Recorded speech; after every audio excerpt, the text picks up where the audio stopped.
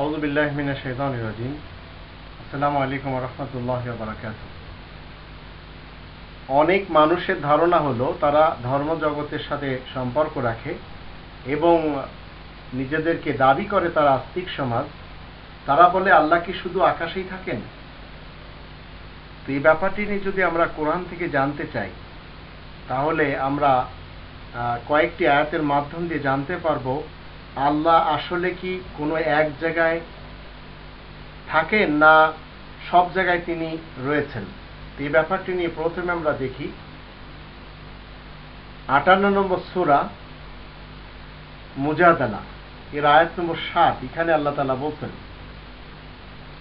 আলাম তারা আন্নাল্লাহা ইয়ালামু মা ফিস সামাওয়াতি ওয়া মা ফিল আরদ মা ইয়াকুনু মিন নাজওয়া সালাসাতিন ইল্লা হুয়া রাবিউহুম ওয়ালা খামসাতিন ইল্লা হুয়া সাদিসুহুম ওয়ালা আদনা মিন যালিকা ওয়ালা আকসারা ইল্লা হুয়া মাআহুম আইনামা কানু।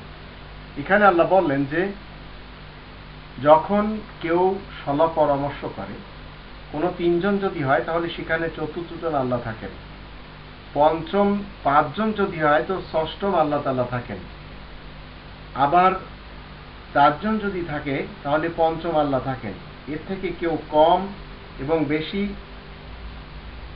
দলবদ্ধভাবে হোক একত্রিতভাবে হোক বা আলাদা আলাদাভাবে হোক, আল্লাহ তাআলা তাদের সাথে বাড়তি থাকেন একজন। তো এখান থেকে জানলাম যে আল্লাহ তাআলা তিনি তিনজনের সাথে চতুর্থ জন, চারজনের সাথে পঞ্চম জন, পাঁচজনের সাথে ষষ্ঠম জন আল্লাহ তাআলা থাকেন। এর থেকে কম হোক বেশি হোক আল্লাহ থাকেন।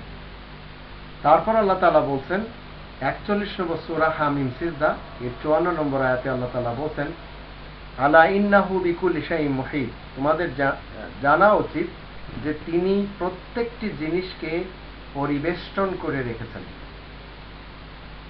প্রত্যেকটি জিনিস, কেউ আল্লাহ তাআলার কন্ট্রোল থেকে আউট অফ কন্ট্রোলে নেই এবং কেউ তার পরিবেষ্টনের বাহিরে নেই। তারপরে যদি আমরা ৫৭ নম্বর সূরা হাদীদ এর ৪ নম্বর আয়াতে দেখি তাহলে আল্লাহ বলেন, ওয়া হুয়া মাআকুম আইনামা কুনতুম। তিনি তোমাদের সাথেই থাকেন তোমরা যেখানেই থাকো না কেন। আবার ৪১ নম্বর সূরা হামিম সিজদার ৪০ নম্বর আয়াতে আল্লাহ তাআলা বলেন, ইয়ামালু মা শিতুম ইন্নাহু বিমা তা'মালুনা বাসীর। তোমাদের যার যা ইচ্ছা আমল করে যাও, কাজ করে যাও, কোনো সমস্যা নেই, কিন্তু তিনি দৃষ্টিশক্তির সাথে এবং জ্ঞানের বেষ্টনী দিয়ে তোমাদেরকে ঘিরে রেখেছেন, সবার সাথে থাকেন।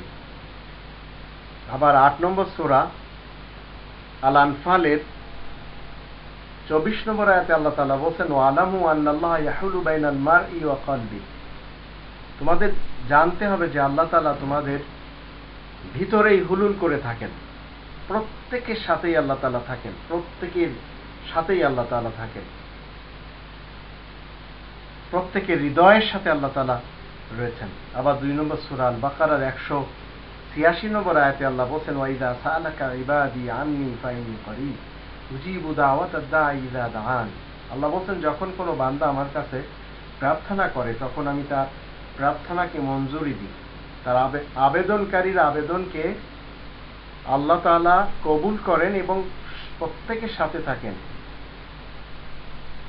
ফাইন্নী করিবুন, সবার সন্নিকট থাকেন আল্লাহ তাআলা। আর কেমন সন্নিকট সে ব্যাপারটি নিয়ে আমরা ৫০ নম্বর সূরা কফের ১৬ নম্বর আয়াতে দেখতে পাই। এখানে আল্লাহ বলেন, ওয়া নাহনু আকরাবু ইলাইহি মিন হাবলিল ওয়ারিদ। প্রত্যেকটি মানুষের মিন হাবলিল ওয়ারিদ এর অর্থ হলো শাহের রগের থেকেও কাছে থাকেন। এখন যাদের ধারণা হলো আল্লাহ শুধু আকাশে থাকেন, এটা ভ্রান্ত ধারণা কোরআনের দৃষ্টিতে। মুসলিমদের ধারণা স্পষ্ট এই আয়াতগুলির দৃষ্টিতে।